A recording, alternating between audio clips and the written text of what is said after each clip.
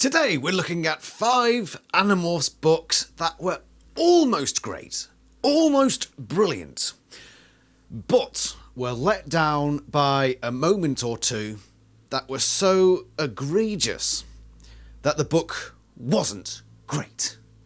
So I've actually narrowed it down to 5 books. It was quite difficult, this one, because most Animorphs books are either great or not close enough to great where a single moment ruins it for them. So the 4 were quite easy, but number 5, coming in at number 5 on this list, was actually very difficult. So I've settled for number 5 on book 46, The Deception, which isn't a great book. It could have been. It could have been great because it starts off really well. It's written by Elise Smith, who had previously written book 37, and we all know how that one turned out. This one actually, it started off very well, and they go on to a big, I believe it was an aircraft carrier, and there was a lot of jargon going in, and if they continued that, and the book had taken itself a little more seriously, and maybe done a bit more research and not fucked around with characters like Chapman again, then we could have had a really good book, but we didn't. Instead, we got that. So, but there are a lot of books that where a lot of things changed could have made it for a really good book. But this is one of the prime examples where I think it could have been really good if done well. So that's number 5. From now on, it's books that I'm more certain about being on this list. Okay, so that's that one. Number 4 is book 43, The Test, the one with the taxon on the front. Obviously, this book has Taylor, but if you just ignore her personality, then this is an almost great book, because a lot of the Tobias stuff that happens in it is really essential to his character, especially the first few chapters with the kid that goes missing, and then later on when we find out that Tobias deliberately got himself caught in Morph. This is the book that did that. And there was also a bit in the middle where Cassie says, I'm out of this mission, and she goes off. She doesn't get involved in this mission, and now this creates a lot of underlying tension that could have been played off very well. And in fact, for a minute I thought it was, because it turns out that Cassie turns off the power to the gas pumping station and saves the Animorphs. Of course, she doesn't know that they're in the tunnel at the time. And reading that, I thought, oh god, she sabotaged the mission. How's this going to turn out? Jake's going to be furious with her. But it turns out that everyone was happy, because she got info from Tidwell and she knew that it was going down. She didn't sabotage the mission, which that's why this book was almost great. If they'd have actually put that plot in where Cassie sabotaged it, like I thought for a minute, I was like, oh, this is brilliant. And then you get the next page, oh, actually, it's actually a bit boring how they came up with that. This is what the list is. It's basically, for a minute you think, oh, this is going to be brilliant. And then it turns out, oh, they went in that direction with it. Oh, fuck.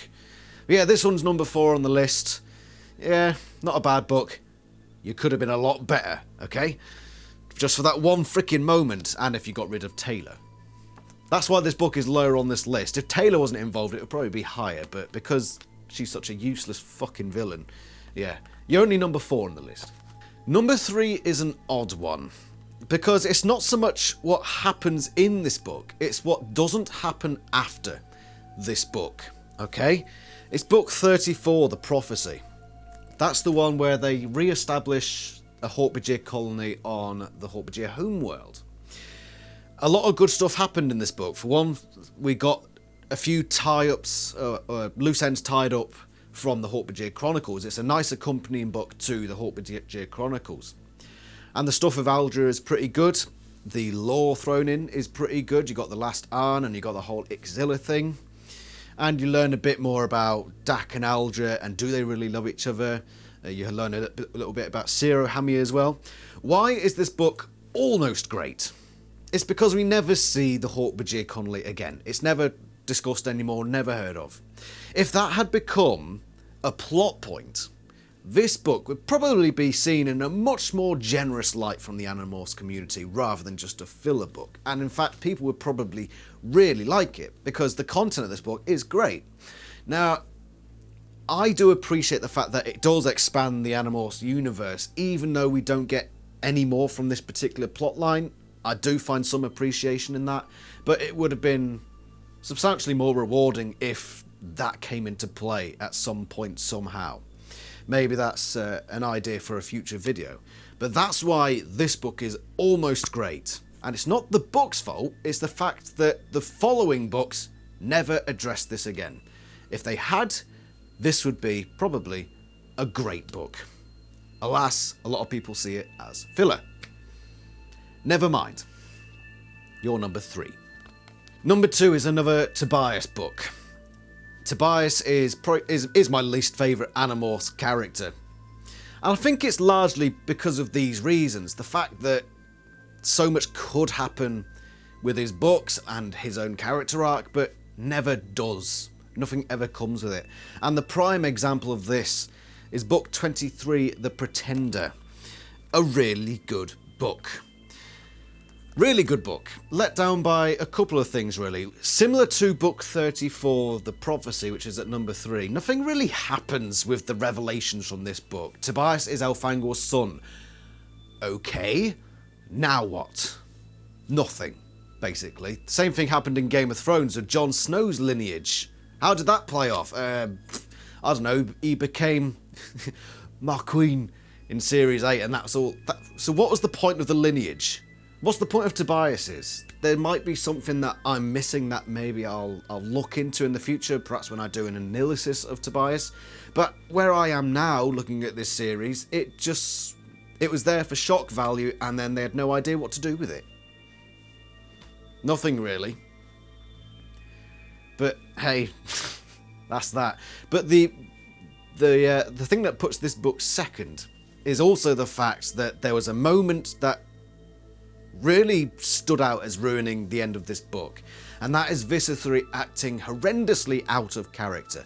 He's got Elfangor's son in front of him in a room with only another Yeerk present and Elfangor's son. What does Visser 3 do? Nothing. Nothing at all. He just lets him go. When you think of Visser 3, do you think of a person who holds back, who restrains himself? Or is he a vengeful son of a gun with a penchant for incredible levels of violence and sadism? I think the latter. And so that final scene, I think it's one of the final scenes, might be the actual final scene, just took points off this book like you wouldn't believe.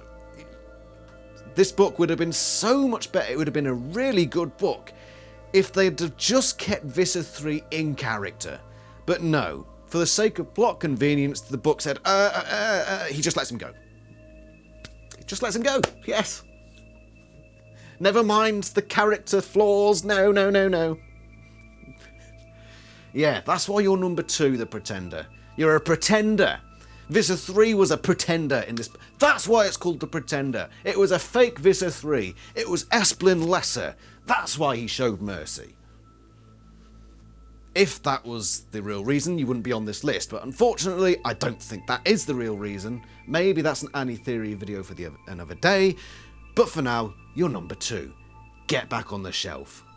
And the Honda Jazz Prize for tripping over your shoelaces at the last hurdle goes to Visser. What could have been the best book of the series. It's got so much good stuff in it. So much good.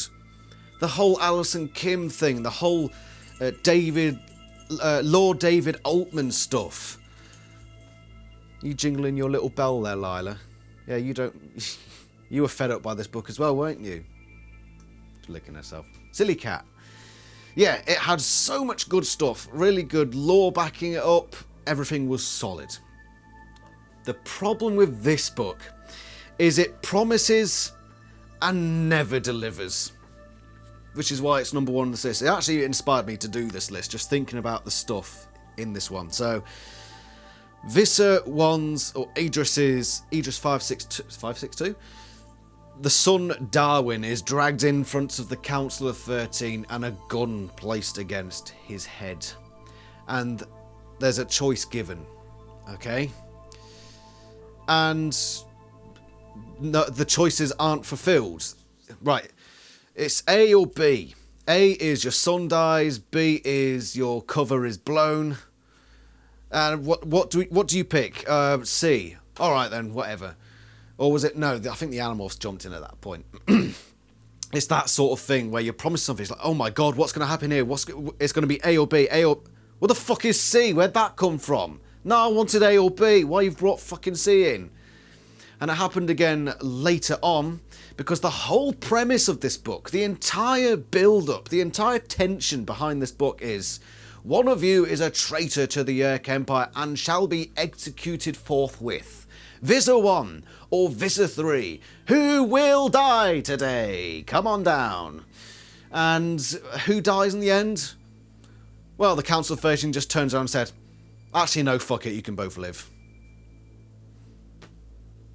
Everything about this book was excellent. One of the best books in the series. And these two, I think there's a couple more moments in there similar, but these were the biggest, the guilty parties. It just completely sapped any tension out of this book, those two moments. You're at the end feeling like, okay, so nothing actually happened. It's all that build-up, all that tension, all that drama, and nothing.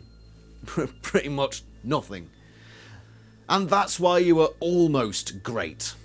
You could have been so much more.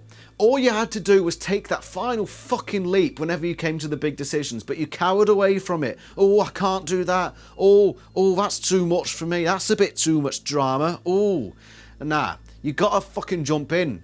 When you fill the pool, you gotta jump into it. That's a saying now. But that's why you've got the Honda Jazz Prize for biggest letdown, essentially. Biggest letdown book.